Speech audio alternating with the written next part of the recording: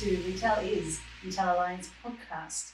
Today, we've got here Bobby Wright from the Wright Companies. I'm Kylie Ross-Seibert, and my co-host, Joey Morgan, joins us today as well. Hi, welcome, Bobby. Hello, Thanks for being here. Great to be here. Thank you for the invite. Yeah, it's great to have you on board. I know we've dealt with you and had relationships with you for a long time in the last few years. But things have changed. There's lots changed. Oh yeah. Especially this year. But can we go back a bit and just sort of talk about you share with us, what your businesses are, what comes under the umbrella of the Wright Companies? Absolutely. Well, first of all, thank you. It's good to be here with friends, and it always makes it easier. Nice to do something in person finally. Yeah. Not Zoom anymore. I want to thank you guys for inviting me. Thank God for the opportunity to be here, because honestly, when I look back over the last 4 months, I'm just thankful to still be in business. I know people out there listening or actually watching. There's a lot of hurting folks. So if there's anything I can do through this broadcast to give hope, inspire, encourage, that's my goal today. Yeah, no, I think you're a natural. Well said. Yeah, so I met you a little while ago, but I know that you have co-working spaces, you have a number of different sort of ventures. Can you sort of explain the range of the things that you do? Right. So basically, Kylie, I am a serial entrepreneur. A lot of people use that terminology, but I really am. And so in my life, I started downtown 20 years ago now. I can't believe it. Time flies when you're having fun. But my goal overall with all my companies has always been about people and companies and building a community. So it's always been about leveraging assets, sharing relationships, even giving some loving criticism. Mm-hmm. So I believe that all the companies that are under my leadership or have been created either individually or collectively by me and the team really is centered around that. So although when I tell you what I do, it may sound like, wow, well, you just kind of shotgun and do a lot of things. They actually do weave a fabric and create a place to cross-pollinate, to cross-share, and also, again, give hope to those who kind of do what we're doing. So it started out in real estate with the Wright Company, which is a brokerage firm. So I'm a broker, a registered Virginia real estate broker, and property management, and started buying historic properties because A, I love history, and B, I love going to Georgetown or Ybor City or places like that. And I would always see these walking districts, and I'd come back home, it's like, well, why don't we have it? Where's ours? Yeah, it's kind of like when we didn't have amphitheaters. Why don't we have it? So I was dreaming, and the dream led to me acquiring buildings. Fortunately, I was able to find a lender, and that was a very difficult lift. No one wanted to buy into the dream because prior to myself and my team coming down here, really nothing had happened on Granby since the 50s. And been hit and miss, a lot of empty buildings, a lot of homeless, that kind of thing. So I think the city overall thought the best idea, and I can't fault them for this, would be just tear it down, raise it. And so when we first came in with the idea of restoring, reinvigorating, finding tenants, we didn't have a lot of folks going, that's awesome. It's like, oh, really? What part of you talking about? Downtown Granby? Downtown Granby, What time was this? Early 2000s. Okay. Yeah, so we started, the first building is actually where Percolator is located. That was the first building I put on the contract. And Downtown Norfolk Council was awesome. They helped us put together the meetings with the owners. A lot of the owners at that time were immigrants. So even some could still not speak very good English. So it was great to have someone introduce me, lend confidence that I was a good person, those kind of things. So it started with real estate. And real estate is kind of, I guess, the thread that ties everything together. And then as you go forward, we were looking for great tenants to anchor our buildings. So with the fitness club, which is called the Gym Downtown, we recognize that a gym, it can be profitable, but overall, it's really a loss leader. Kind of like the grocery store is to the strip center.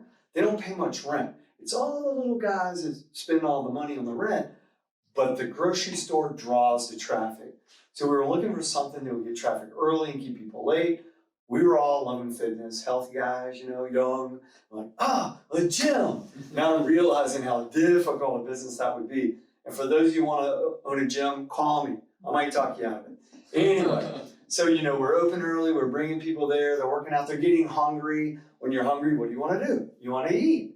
So we go looking for restaurants and other tenants that then, so you can see the cross-pollination right there. Yeah. So as we move down the block and we get to Granby Theater, which is 2005, so we have the Wright company that's real estate.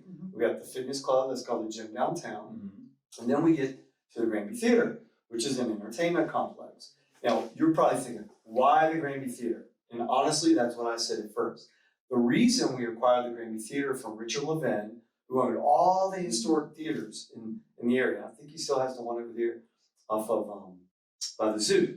But anyway, it was that we were acquiring buildings. You know, Baxter's is, there was condominiums there, Southern Eats, condominiums there, Domino's Pizza, condominiums there. So we were developing condominiums and trying to get people back to the city to live. Because obviously if you're living and you have a vested interest in the community, things are different.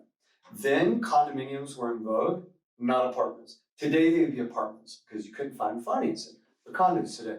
So when we were doing that, we started looking around at other buildings and realized that the theater, although architecturally significant, was either going to be torn down, which my heart doesn't want to see, or it might end up being something that would not contribute to the fabric of acquiring, attracting, and retaining great people that want to live in a vibrant city. Yeah. So we acquired it.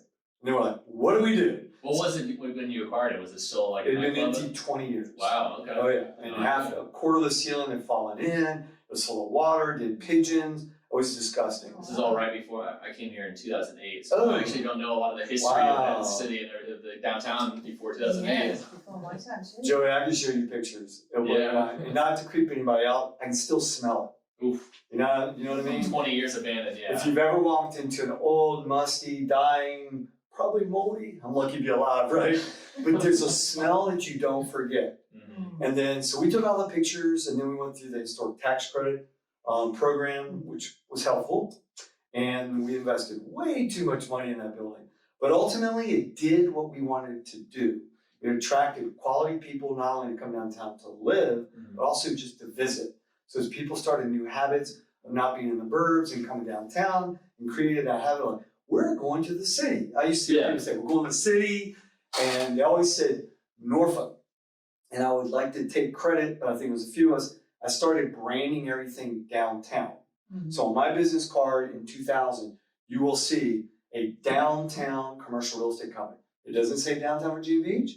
It doesn't say downtown Norfolk, because I felt, and I still do, that the heart of a metro area will be its downtown. It has to be strong. So I needed Main Street. Yeah. So I needed everyone to adopt downtown Norfolk as their downtown. Yeah. Right? So when you're going downtown, you're not leaving Virginia Beach. I'm a beach resident. No, that's silly. There's no city line. Like, we all work together, especially with the Navy here, you know, people all over the world.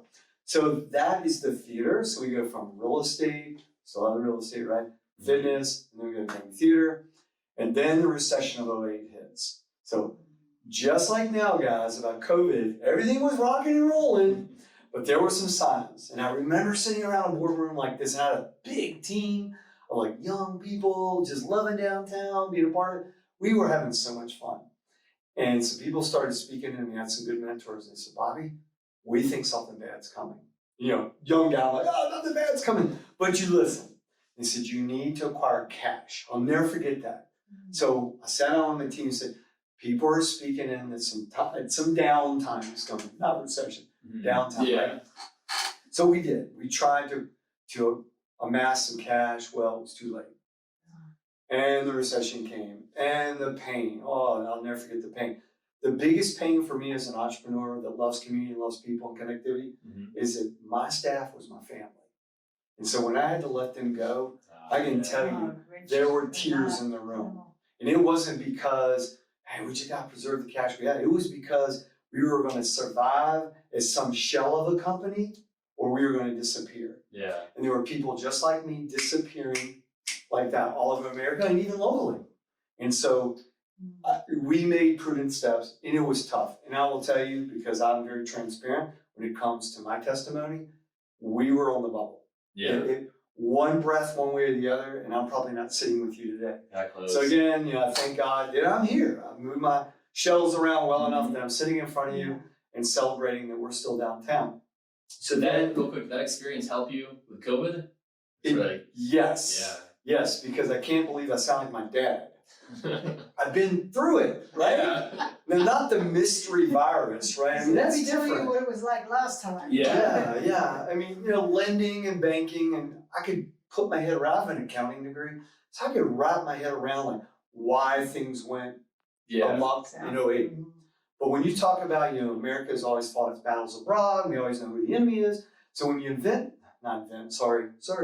when something like COVID comes along, that people don't know if it's in the air, if it's on Kylie. So much uncertainty. Yeah, that is something that I'm not used to. No, but just here we go, guys. We're going through a cycle again. So again, we looked at our assets, our companies. What are we going to say? Now, because you jump started me into COVID a little bit, I'll tell you before COVID, we started Percolator. Yes. So Percolator is a co-working community, right? And so we were probably one of the first true co-working communities here. And so that means, co-working is really a small piece of what we do. Mm-hmm. So yeah, if you search SEO, co-working, you're going to find us. But what we really do is we collaborate and we share and we leverage off of each other, right? Yeah. So it doesn't matter what membership you have at Percolator, be it you have an office or you just have a basic where you come and get your mail, everyone is the same. And we encourage everyone to come and collaborate and share. So now we do a lot through Zoom, obviously, but we do some face-to-face because we have very big spaces. And we've always been what they call D-density. So a lot of co-working companies right now, they're freaking out. Why? Because they're more like a honeycomb. So if you go in some, it's like my office is like this, and your office is right up against me. It's an office, but literally, you're right here. Yeah. Okay? Well, we weren't ever that way. We've always been very gracious with our space and our accommodations because I always feel like, you spend more time at your workplace, so you need to enjoy the people you're with and your surroundings.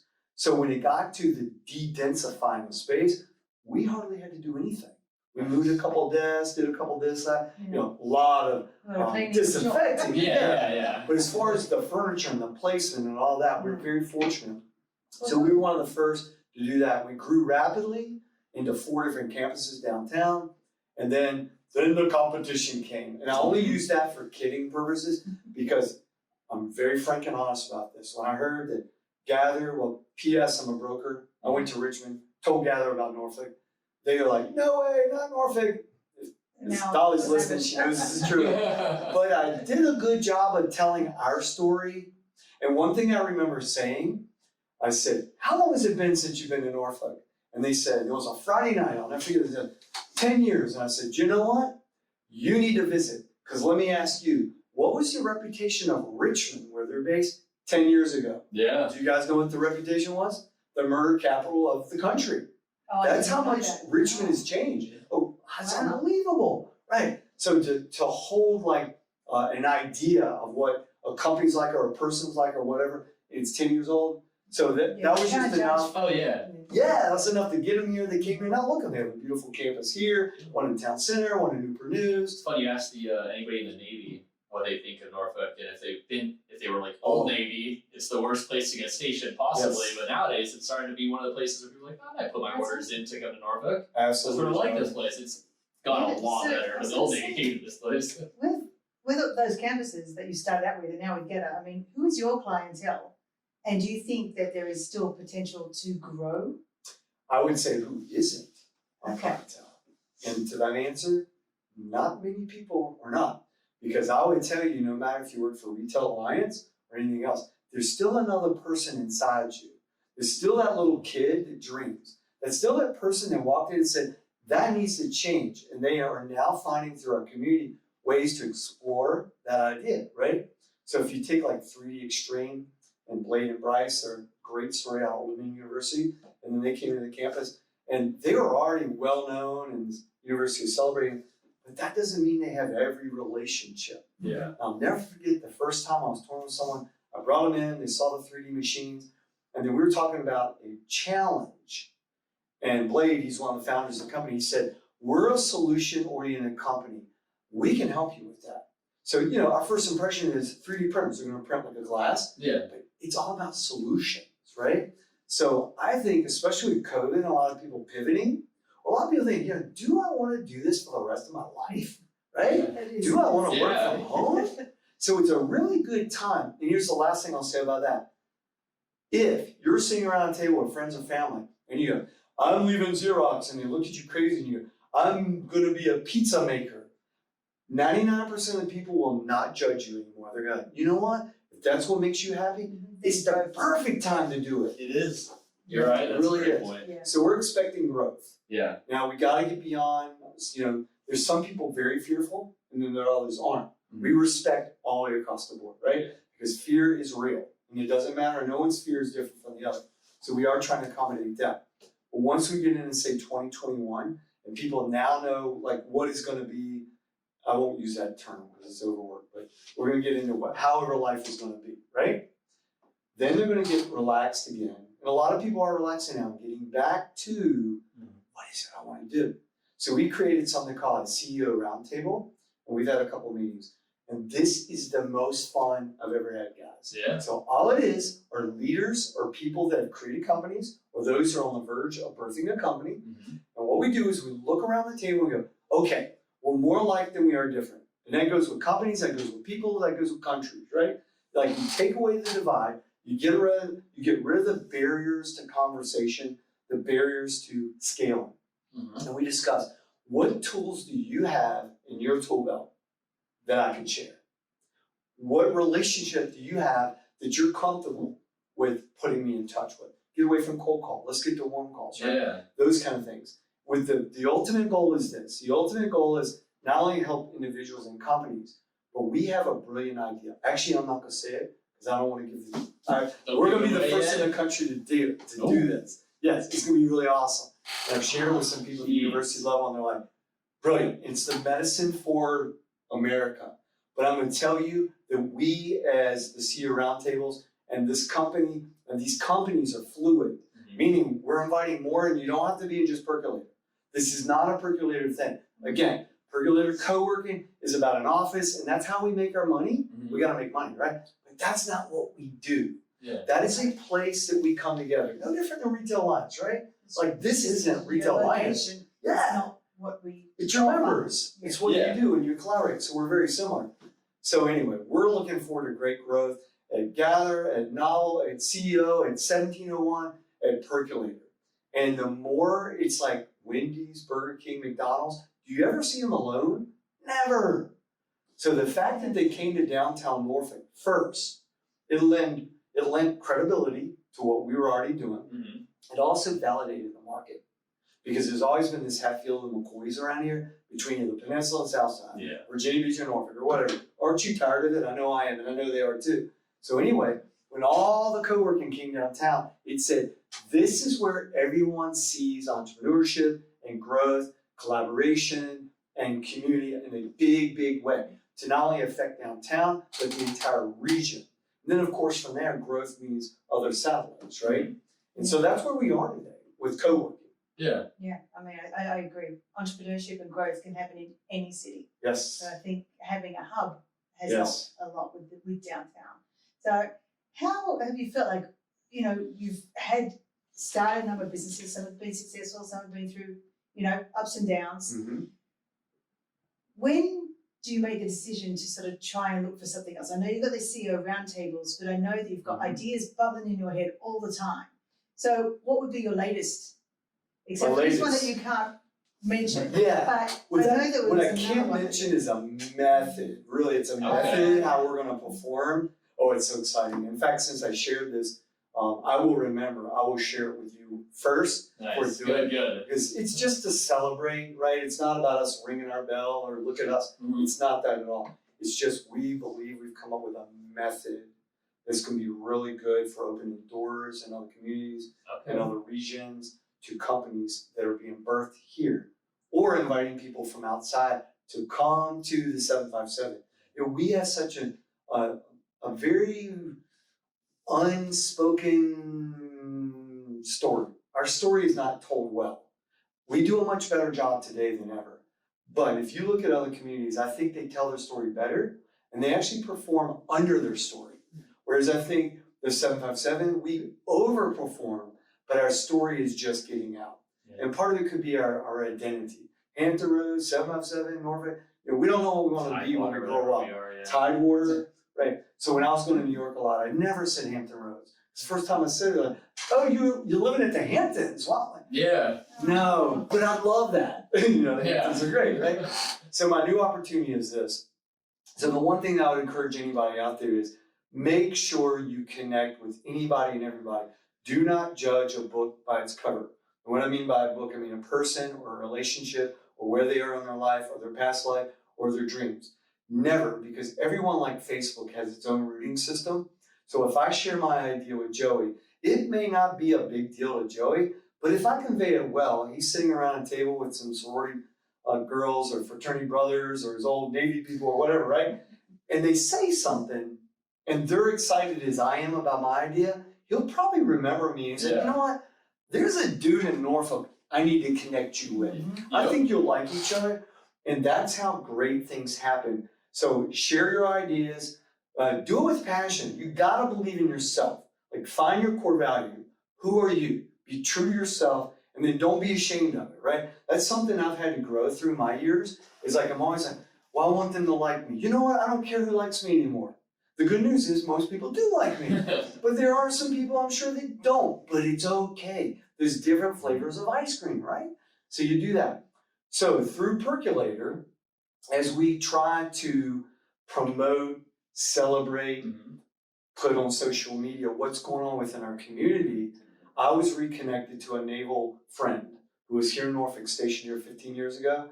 He got stationed or deployed, whatever's the proper word, over to San Diego. We lost touch because social media 15 years ago, what was it? I'm not sure. It was Texting in its or infancy. I don't even know what we were doing, right? You had to have a college ID to get Facebook. Yeah, it was crazy.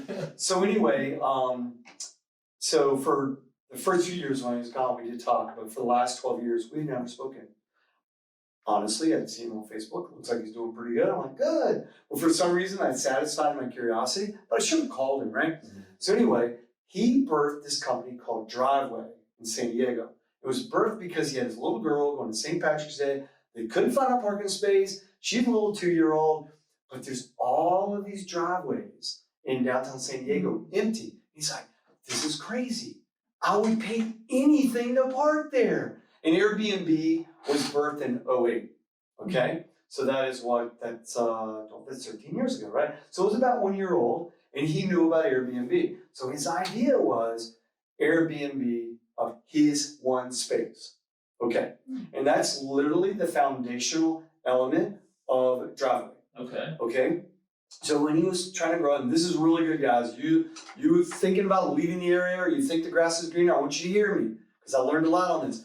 So when I spoke to Matt, that's my co-founder partner, he said, Bobby, so we connected. He texted me, we had the same numbers, like, You're talking now. Yeah, it was great. So he said, listen, man, I've birthed this company, and I'm out self-teaching myself software. So he's doing it all, right? He said, I'm trying to do these things because growing a startup in Southern California is very, very difficult. He said, I lived in Norfolk. I will tell you that everyone there thinks on the East Coast, everything's great on the West Coast. No, it's not. Regulation, this, that, and the other. People think too highly of themselves. People are too busy. They're too expensive. So everything I've been doing, I have to outsource to Ireland, to India, whatever. And I need your help. I was like, great, what do you want? He said, can you connect me with blah, blah, blah. So when he told me what he was doing, I got excited. I was like, oh my God, Matt, this is phenomenal. Never once did I think he'd invite me to be in this company, right? Like, this is great. So for 30 days, every day we spoke. I was like, hey, what are you doing legally? He said, well, blah, blah, blah. But I didn't have the money. I put it all in software. I said, no, it's such a good idea. We got to figure out a patent. We got to do this. I got to find you an attorney. So we ended up flying him from San Diego to DC to meet with a friend of a friend about patents and that kind of thing, right? So you can see where this is going. So one night he called me and goes, Bobby, I've walked the aisle twice with potential partners and get to the altar and I go, no, I can't do this. This is my baby. You're not my partner. He says, you have proven that you have the same passion for my company and you have already benefited me so much. Would you be my partner in business? As I say, you were sort of a pseudo partner. I was doing it. Yeah. Because I do that at Percolator. That is my role as a founder and the community manager. We do that naturally because we love it. It's not because like, oh God, that's what we do. That's how I make money. No, we love it. We love what we do. So I said two reasons or two qualifiers. A, everything has to be grown in the 757. So I can't grow a company in California. I can't relocate. At the time, my dad was sick, so he's since passed away. But he was sick, so I'm not leaving my parents. But I will do it, and I can help you. It's got to be done here. Without blinking an eye, he goes, done. What's the other one? I'm like, ooh, that's too easy. Yeah. And the second one is all software development has to be here in the United States, and preferably in 757. He said, done. So we became partners. Okay, here's the crazy thing. And this is where I'm learning, guys. And that's why you come into a co-working community, the Percolator or any of them. You really need to be in one of those. It's because when I said I wanted software here, I didn't realize the heavy lift. Because STEM, you know, science, technology, engineering, and math, and now they put art in their STEAM, we still are not focused on it as a country. Mm-hmm. And now I see why it's so important. I couldn't find software developers. Really? And the ones I could were too busy and too expensive. Fortunately, through relationships, asking, beating the bushes, whatever, I found I have an amazing team. They're all from here, and they're doing all the software right here in Norfolk, and they're putting out their feelers to grow that company. So what did this co-founder, Bobby, bring to the table other than helping build the company and relationships and things of that nature? I also came up with a social platform that is tied to Driveway. So it's an Airbnb, it's an on-demand parking service that will then take parking, which is always perceived as inconvenient and lack of. So that's perception around the world. So we're flipping that on its head through on-demand services. So when I leave Greenbrier, which is like the backyard of downtown Norfolk, when I leave there, I don't have to leave a half hour early and waste gas and time looking for parking because I don't know where to park. I can go on demand in Greenbrier and buy my space. And we, Driveway, we're going to be promoting all the Driveway locations. We're also going to be promoting through social media primarily points of interest. So when you hover over a lot, let's say retail lines or a lot, you would see like the Neon House, you would see Sloan Chiropractic, whatever. And they can come on for free. All they need to do is have a landing page that has a click on where our parking is. So it says, hey, come to Neon House, you need a parking space? Go to driveway.com. Click. So we're helping each other. We're helping them find places to park, which makes it easy. Because in my opinion, if you go to any of the 7 venues, right? Scope, Opera House, Chrysler Hall, any of those, right? The reason seats are empty isn't because of the lack of people wanting to see that art form. Everyone wants to go to family opera. They do. Everyone wants to go to basketball, right? It's primarily the objection on parking, right? Long day, I don't want to fight parking. I don't know where parking is. I go home, no, fight. Oceanfront, same thing. I think about Virginia Beach in years. Town center? I'm trying to find a spot. Paddy's Day Parade in Novi. That's the reason I moved to Ghent, so I wouldn't have to try to find parking, so I could just walk everywhere. Well, you know, I love Ghent. Do you know why I don't go to Ghent? Parking. See, that's why, so I don't have to leave. Okay, so we're flipping that on its head, right? And here's a really, really big part. I think your listeners might have to be the last thing we do. Okay. Yeah. We're going to have a feature on our web app. So we're going through a web app, iOS and Androids later. Web app services everyone, where you can invite your friend. So when you go to the Admirals hockey game and you have free tickets, I'm like, yeah, great, give me a ticket, but I don't want to park. I find my parking space and I see 5 of them next door. I can invite you and you can either buy your own space or I can buy them for you. So now we're all meeting, we're parking together, we're walking together. If you have kids, they got the jerseys on, they're celebrating. And when you leave, because this happens to me all the time, where'd you park? Let's have a beer, let's have a pizza. No, I'm over there, it's getting dark, whatever. But if you're parked together, you go, let's have a pizza. And then you have pizza, and it's 5 of you, and guess what happens? Kylie goes, this was awesome. Next time, 5 more people. And it grows to 10. So we believe our social platform is going to be the driver of everything. Parking, like Percolator, co-working is just the nugget, the core, right? Parking is the core of more community building through making parking convenient. And this is the medicine that Old Dominion needs. This is the medicine that Old Town Portsmouth needs. This is the medicine that Shackled Bottom needs. Everyone needs it. We have 50-some people on our team, and we haven't even launched our first parking lot yet. Our first host is going to be Smart Mouth in the oceanfront. Thank you, Smart Mouth. Chris, you're awesome for believing in us. Thank you for doing that. We're working on some pilots for downtown Norfolk, including the city of Norfolk. We're having great talks with them. City of Virginia Beach. Something in the water is on our radar. We were going to do it this year, but lo and behold, Yeah. we want to create the oceanfront, not only the homes with extra space around hotels and stuff, to be a great welcoming mat for people who never visited our city. If you think of Virginia Beach, it can sometimes be not so welcoming. Why? Because people aren't engaged. It's just, oh, it's the Strip. When you involve the community, all of a sudden it's like, yes, please, come drink my coffee, here's my space. So that's my pitch. Well, you did very well. And it- that's Driveway.com, by the way. Yeah, but it Driveway.com. fits so well into the other things that you do. Yeah. You know, when you're talking about the community. Perfectly. So Yeah. yeah, I think that's That's great. exciting, yeah. We are going to have to wrap up, unfortunately. Oh, we are? We could Okay. talk for hours, but Yeah. we will do that offline. Thank you. But thanks for joining us, Bobby. I really enjoyed it. I It's good to see appreciate you guys inviting me. I appreciate the audience listening. Again, if there's anything I could do to encourage, inspire, or give you hope, I hope I did say some words.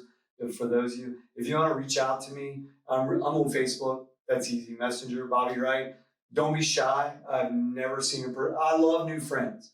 And there's no idea or no question to me that's unnecessary or silly. So if you're near downtown or just in 707, Richmond, Raleigh, we love you too. Call me. Come on down. Great. Well, thank you so much.